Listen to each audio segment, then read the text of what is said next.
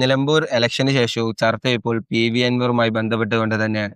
P V അൻവറിനെ U D എഫിൽ എടുക്കുന്നതുമായി ബന്ധപ്പെട്ട് യു ഡി എഫിൽ തന്നെ പല അഭിപ്രായമുണ്ട്.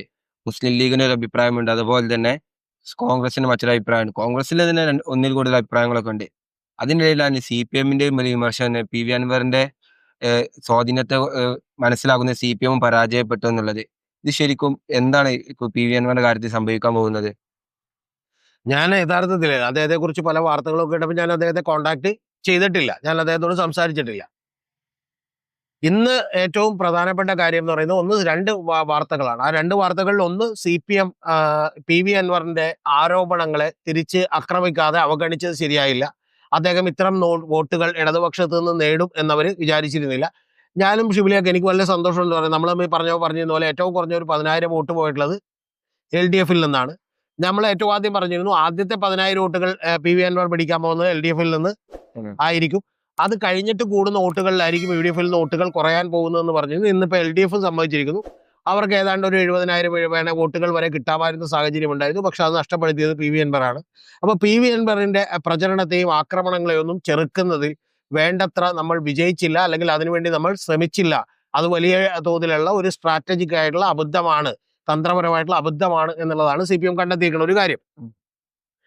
പക്ഷെ ഇത് മാത്രമല്ല ഷിബിലി, മറ്റൊരു പ്രധാനപ്പെട്ട കാര്യം കൂടിയുള്ളത്. ഇപ്പൊ കഴിഞ്ഞ ദിവസത്തെ ഏഷ്യാനെറ്റിൽ അത് ആരോ പറഞ്ഞു ഞാൻ കേട്ടു. അത് നമ്മൾ തമ്മിൽ നേരത്തെ സംസാരിച്ചിരുന്ന ഒരു കാര്യമാണ്. കാരണം ഏറ്റവും ഒടുവിലത്തെ 2-3 ദിവസങ്ങളിൽ ഒരു കൊട്ടിക്കലാശം ഒഴിവാക്കിയതും, അതുപോലെ തന്നെ വലിയ പ്രചരണത്തിൽ വലിയ ശ്രദ്ധ കേന്ദ്രീകരിക്കാതിരുന്നതും, പിന്നീട് മറ്റു പല പരാമർശങ്ങൾ കോൺഗ്രസും അതുപോലെ UDF ഒക്കെ സ്ട്രോങ് ആണ് എന്ന് പറയുന്ന പരാമർശങ്ങളൊക്കെ നടത്തിയതുമൊക്കെ അദ്ദേഹത്തിന്റെ ഒരു 6, 7, 8% വോട്ടുകൾ കളഞ്ഞിട്ടുണ്ടാവാം എന്നുള്ളതൊക്കെ ഞാൻ കൃത്യമായി കഴിഞ്ഞവണ പറഞ്ഞിരുന്നു. അപ്പൊ അങ്ങനെ കഴിഞ്ഞവണ പറഞ്ഞതിന് ഏതാണ്ട് സാധൂകരിക്കുന്ന രീതിയിലുള്ള അത് അദ്ദേഹത്തിന് പറ്റിയ ഒരു അദ്ദേഹം തന്നെ ചെയ്തതാണ് എന്നുള്ള നിലക്കാണ് ഞാൻ പറഞ്ഞത്. പക്ഷെ അതിന്റെ പിന്നിലുള്ള ഒരു കാര്യം എന്ന് പറയുന്നത് മുസ്ലിം ലീഗിനോട് കൂടി മുസ്ലിം ലീഗ് പറഞ്ഞതിന്റെ അടിസ്ഥാനത്തിൽ കൂടിയാണ് അദ്ദേഹം കൊട്ടിക്കലാശം ഒഴിവാക്കിയതെന്നും മുസ്ലിം ലീഗ് ഇത് കഴിഞ്ഞിട്ടുണ്ടെങ്കിൽ തീർച്ചയായിട്ടും ആര്യ ഷൗക്കത്ത് ജയിക്കുകയും അദ്ദേഹത്തിന്റെ വോട്ടുകൾ പിടിക്കാതിരിക്കുകയൊക്കെ ചെയ്താൽ മുസ്ലിം ലീഗിലേക്ക് അല്ലെങ്കിൽ UDF എടുക്കാമെന്ന് പറയുന്ന ഒരു വാഗ്ദാനം കൊടുത്തിരുന്നു എന്നുള്ള വാർത്തകളാണ് കേൾക്കുന്നത്. പക്ഷെ ഇത്തരം വാർത്തകൾ ഇപ്പൊ അദ്ദേഹത്തെ വിളിച്ച് ചോദിക്കുന്നതൊന്നും ശരിയല്ലാത്തതുകൊണ്ട് ഞാൻ വിളിച്ച് ചോദിച്ചില്ല.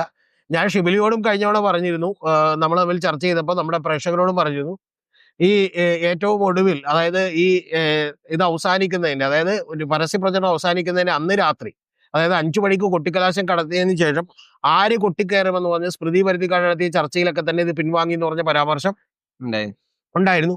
അത് മണ്ഡലത്തിലാകെ അത്തരത്തിലുള്ള ഒരു മെസ്സേജ് കൊടുത്തിരുന്നു എന്നത്. പക്ഷെ അതുപോലും ഈ പറയുന്ന UDF അല്ലെങ്കിൽ മുസ്ലിം ലീഗിന്റെ ആളുകൾ പറഞ്ഞിട്ടാണ് എന്ന് പറയുന്ന ഒരു കാര്യമാണ് ഇപ്പൊ പുറത്തേക്ക് വരുന്നത്. അപ്പൊ അത് വരുമ്പോൾ ആര്യ ഷൗക്കത്ത് അവിടെ ജയിക്കുകയും എന്നാൽ ആ UDF വോട്ടുകൾ അൻവർ പിടിക്കാതിരിക്കുകയും ചെയ്താൽ അദ്ദേഹത്തെ എടുക്കുമെന്നാണ്. അപ്പൊ ഇതിന്റെ കൂടി അടിസ്ഥാനത്തിൽ വേണം ഇന്ന് MK മുനീറും അതുപോലെ തന്നെ നമ്മൾ ഈ പറയുന്ന ET മുഹമ്മദ് ബഷീറും ഒക്കെ പറഞ്ഞിട്ടുള്ള അഭിപ്രായത്തെ കേൾക്കാൻ. MK മുനീർ പറഞ്ഞത് ഇതൊരു നിസ്സാര വോട്ടുകളല്ല, ഈ വോട്ടുകൾ പിടിച്ചത് ഒരിക്കലും നമുക്ക് അവഗണിക്കാൻ പറ്റില്ല എന്നാണെങ്കിൽ, ET മുഹമ്മദ് ബഷീർ കൃത്യമായി പറയുന്നു PV അൻവർ ഒരു ഫാക്ടർ ആണെന്നുള്ളത്. അതിന് മുസ്ലിം ലീഗിന് ഈ പറഞ്ഞ കാര്യങ്ങൾ ഒരുപക്ഷെ ഉണ്ടാവാം, ചിലപ്പോൾ ഉണ്ടാവാം, നമുക്കറിയില്ല. അതിപ്പോ അങ്ങനൊരു വാർത്തകൾ കേൾക്കുന്ന ഒരു കാര്യമാണ്, പൊതുവെ പരക്കെയുള്ള സംസാരം മാത്രമാണ്. പക്ഷെ അതിനും അപ്പുറത്ത് മുസ്ലിം ലീഗിന് ഒരു രാഷ്ട്രീയ നേട്ടവും ഒക്കെ മുസ്ലിം ലീഗ് കൃത്യമായി തിരിച്ചറിയുന്നുണ്ട് എന്നുള്ളതാണ്. സാർ, ഇപ്പൊ അൻവറിന് ഏറ്റവും കൂടുതൽ ഇമ്പാക്ട് ഉണ്ടാകാൻ പറ്റുക മലപ്പുറത്താണ്. ആ ഒരു ഭയം തന്നെ ആവും ലീഗിന് ഉണ്ടാവുക? അല്ല, ലീഗിന്റെ എക്കാലത്തെയും വലിയ പ്രശ്നം എന്ന് പറയുന്നത് ലീഗിന്റെ വോട്ടുകൾ എത്രയാണെന്നുള്ളത് ഇപ്പൊ നമുക്കറിയാലോ. അതായത് കഴിഞ്ഞ തവണ അവർ 25 സ്ഥലങ്ങളിൽ മത്സരിച്ചു. ആ 25 സ്ഥലങ്ങളിൽ മത്സരിച്ചിട്ട് അവർ പിടിച്ചേക്കുന്നത് യഥാർത്ഥത്തിൽ 17 ലക്ഷത്തോളം വരുന്ന വോട്ടുകളാണ്. ഈ 17 ലക്ഷത്തോളം വരുന്ന വോട്ടുകളിൽ തന്നെ നമ്മൾ കൃത്യമായി കണക്കെടുത്താൽ ഒരു 11-12 ലക്ഷം വരെ മാത്രമേ മുസ്ലിം ലീഗിന് വോട്ടുകൾ ഉണ്ടാവുള്ളൂ.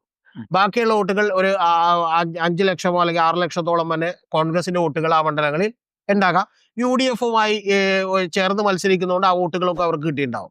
പക്ഷേ ഷിബിലി അറിയേണ്ടത് കഴിഞ്ഞ കുറെ വർഷങ്ങളായിട്ട് അവരെ സംബന്ധിച്ചോളം 10 കൊല്ലമായിട്ട് ഭരണത്തിൽ ഇല്ലാതെ നിൽക്കുകയാണ്.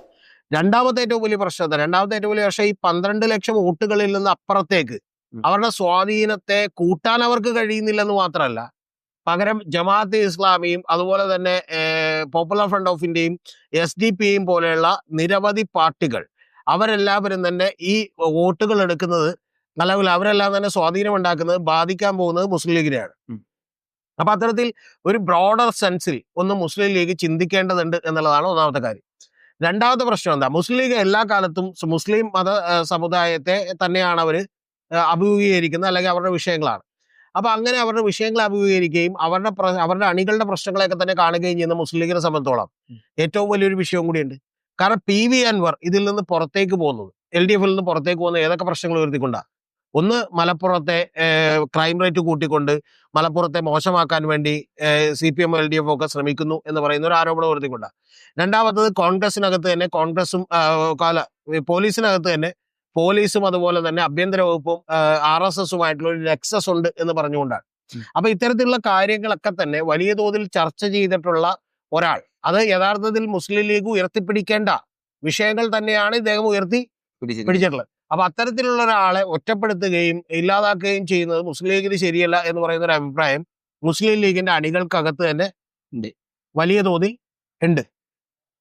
മൂന്നാമത്തെ ഏറ്റവും പ്രധാനപ്പെട്ട കാര്യം എന്താണെന്ന് വെച്ചാൽ, ഷിബിലി, കോൺഗ്രസിനകത്ത് തന്നെ അല്ലെങ്കിൽ ഇത്തരത്തിലൊരാൾ വലിയ തോതിൽ ശക്തി പ്രാപിക്കുന്നത് ലീഗിന് അത്രത്തോളം ഗുണകരമായിട്ടുള്ള ഒരു കാര്യം അല്ല. ഇപ്പൊ VD സതീശൻ നമുക്കറിയാം, ഈ നിലമ്പൂർ ഉപതെരഞ്ഞെടുപ്പിന് ശേഷം അദ്ദേഹത്തിന്റെ ശക്തി കോൺഗ്രസിനകത്ത് കൂടിയിട്ടുണ്ട്. കാരണം അദ്ദേഹത്തെ ഒരു ഇലക്ഷൻ സ്ട്രാറ്റജിസ്റ്റ് എന്നുള്ള നിലക്കും ഒരു വലിയ തന്ത്രജ്ഞൻ എന്നുള്ള നിലക്കും ഇലക്ഷൻ മാനേജ്മെന്റ് ലീഡ് ചെയ്യാൻ പറ്റുന്ന ഒരാൾ എന്നുള്ള നിലക്കും ക്യാപ്റ്റനായിട്ടൊക്കെ വിശേഷിപ്പിച്ചുകൊണ്ടിരിക്കുകയാണ്. അപ്പൊ മറ്റൊരു വിഷയമായി എടുക്കുന്നതുകൊണ്ട് ഞാൻ അതിലേക്ക് പോകുന്നില്ല.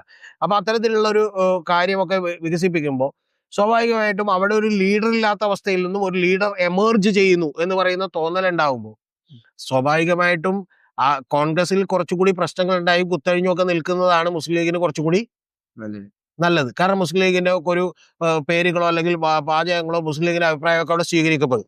പക്ഷെ അൻവർ വിഷയത്തിൽ അങ്ങനെ സ്വീകരിക്കപ്പെട്ടിട്ടില്ല എന്നുള്ളത് നമുക്ക് കൃത്യമായിട്ട് അറിയാം. കാരണം ഒരു കോൺഗ്രസ് പ്രൈഡ് ഉയർത്തിപ്പിടിക്കുന്ന ഒരാളായി VD സതീശൻ മാറി. അപ്പൊ അത്തരം കാര്യങ്ങളോടും ഒക്കെ തന്നെ മുസ്ലിം ലീഗിന് വലിയ താല്പര്യം ഉണ്ടാവില്ല. അപ്പൊ ഈ മൂന്ന് വിഷയങ്ങളും, ഏതാണ്ട് ആദ്യത്തെ രണ്ട് വിഷയങ്ങൾ വളരെ രാഷ്ട്രീയമായി അവരെ സംബന്ധിച്ച് ഇത് ആവശ്യമുള്ള കാര്യമാണ്. ഇനി അൻവർ അവിടെ നിന്ന് വിട്ടുപോയാൽ ഇപ്പോ മറ്റു മണ്ഡലങ്ങളിലെല്ലാം തന്നെ, അതായത് നമുക്കറിയാലോ, ഇപ്പൊ PK ബഷീർ ജയിക്കുന്ന മണ്ഡലം ഏറനാടാണെങ്കിലും അതുപോലെ തൊട്ടടുത്തുള്ള ഇപ്പൊ AP അനിൽകുമാർ മത്സരിക്കുന്ന വണ്ടൂരാണെങ്കിലും മറ്റ് പല മണ്ഡലങ്ങളിലാണെങ്കിലും ഒക്കെ തന്നെ അത് വലിയ തോതിൽ ബാധിക്കാനുള്ള കാര്യമുണ്ട്. ഇപ്പൊ നിലമ്പൂരിൽ ഒരു 30,000-32,000 വോട്ടിന് ജയിക്കാൻ പറ്റുന്ന സ്ഥലത്ത് ഒരാൾ വന്ന് 10,000-20,000 വോട്ട് പിടിച്ചിട്ട് പോയാലും അവരെ ജയത്തെ ബാധിക്കില്ല. പക്ഷെ വണ്ടൂർ അങ്ങനെയല്ല, അല്ലെങ്കിൽ തൊട്ടപ്പുറത്തുള്ള ഈ പറയുന്ന പോലെ ഏറനാട് അങ്ങനെയല്ല.